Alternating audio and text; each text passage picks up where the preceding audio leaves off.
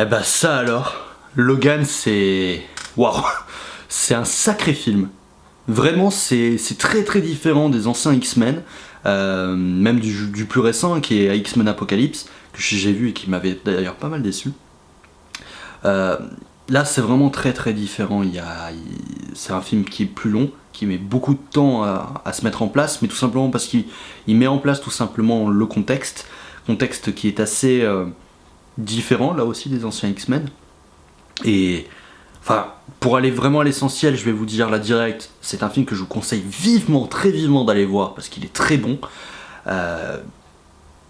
Et aussi bien sur le point de vue de l'intrigue, mais aussi bien sur le point de vue tout ce qui est mise en scène, la façon de filmer, la façon de mettre en avant le personnage, ainsi que tous les autres protagonistes et antagonistes du film. Vraiment excellent. Donc je vous conseille vraiment d'aller voir ce film. Et on va aller directement à l'essentiel, c'est l'intrigue qui va vous pousser à oui ou non vous intéresser au film. On retrouve Logan, et je vais pas dire Wolverine parce que ce n'est plus le cas, ce n'est plus le Wolverine qu'on a connu. Aujourd'hui c'est un Logan vieux, un Logan qui n'a plus sa capacité de régénération à son maximum. On le voit avec une grosse barbe, avec grisonnant quoi, mais vraiment vieux. Il n'a plus cette fougue, ce côté bestial qu'on avait dans les anciens opus. Là c'est vraiment, il est fatigué, il n'y a plus du tout de X-Men, ils sont tous morts en fait, apparemment. C'est pas expliqué dans le film, mais Logan en fait on dirait quelques remords, en tout cas il est il se sent responsable en fait, et c'est dans ce contexte là qu'on le retrouve.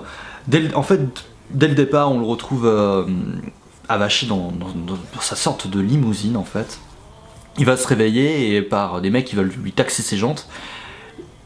Il va utiliser ses griffes, mais ça va être très difficile pour se battre. Il va se faire quand même bien maraver la gueule avant de pouvoir vraiment les battre, mais de manière très, très sanglante. Parce que là, vraiment, on voit la lame couper des têtes, couper des jambes, des bras et tout. Enfin voilà, c'est vraiment très, très, très dur.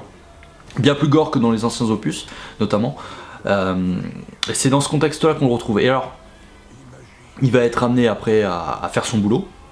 Je vous laisserai la surprise, il a une limousine, donc à vous de cogiter direct ce qu'il fait comme métier.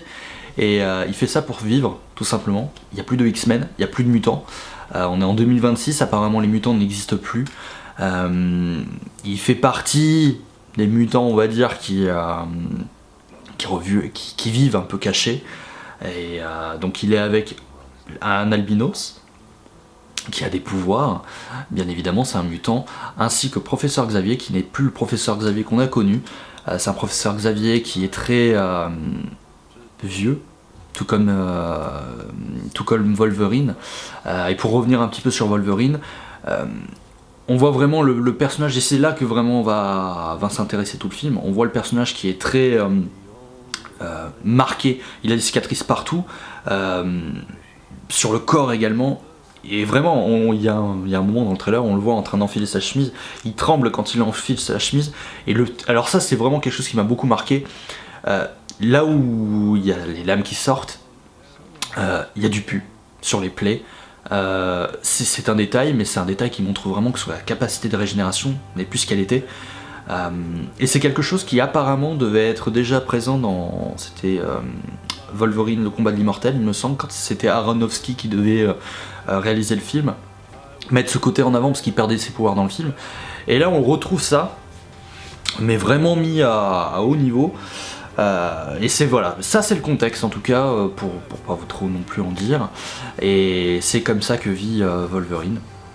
Jusqu'au moment où, et c'est là que commence vraiment l'élément perturbateur, où il rencontre la petite X quelque chose.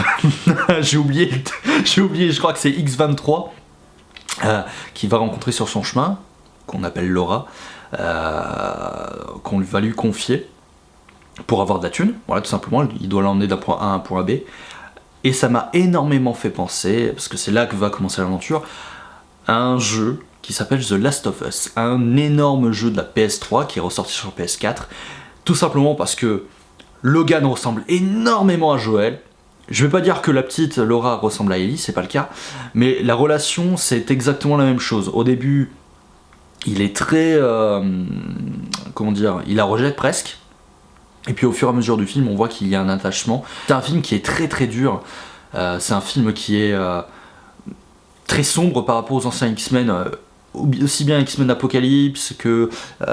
enfin, tous les anciens, pour moi, les anciens étaient vraiment pas aussi sombres. Là, on est vraiment très très sombre, parce que le film, en fait, a un rythme qui fait que... Il met en place le contexte, il met en place la psychologie des personnages au début, et de manière très lente en fait.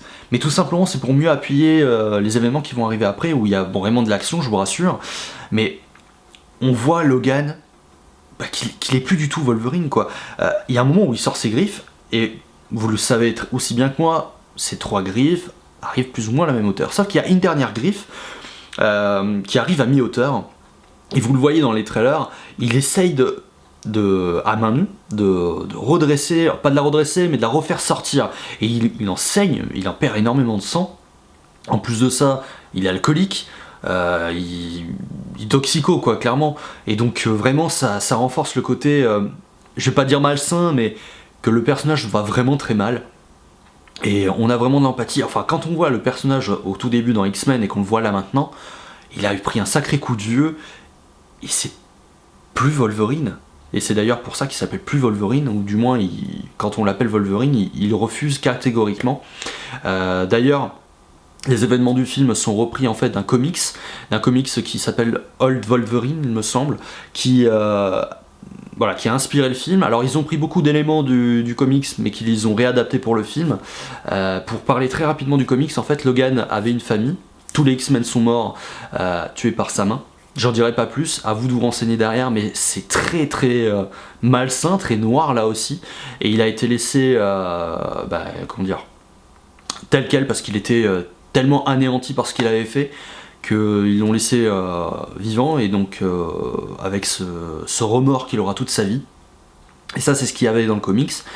Les États-Unis sont coupés en différents royaumes, et ces royaumes sont dirigés par différents méchants, et lui il habite dans un des royaumes où c'est les fils de Hulk. Enfin bon, je veux pas rentrer plus que ça dans les détails, mais il y a une dette, et il y a cette petite fille qui a amené d'un point A à point B pour beaucoup de monnaie.